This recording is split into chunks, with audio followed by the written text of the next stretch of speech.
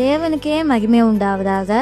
சிந்தனைக்காக தெரிந்து கொள்ளப்பட்ட இன்றைய தலைப்பு, மற்றவர்களை குற்றவாளியாக தீர்க்கிறவனே.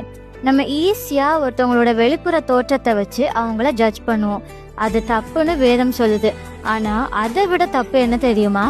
ஒருத்தவங்களோட கடந்த காலத்தை வச்சு, கடந்த காலத்துல அவங்க செஞ்ச சில தவறுகளை வச்சு ப்ரெசண்ட்ல அவங்களுக்கு ஜட்ஜ்மெண்ட் கொடுக்கறது.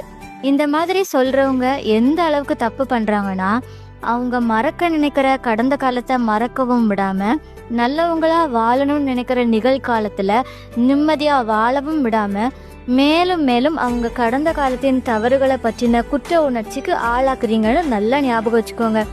ரோமர் 2:1 முதல் 6 வரை உள்ள வசனங்கள் படி, பிறருடைய பாஸ்ட குறித்து தீர்ப்பு சொல்லுகிற இந்த நபர்களுக்கு கர்த்தர் சரியான தீர்ப்பு கொடுப்பாராம்.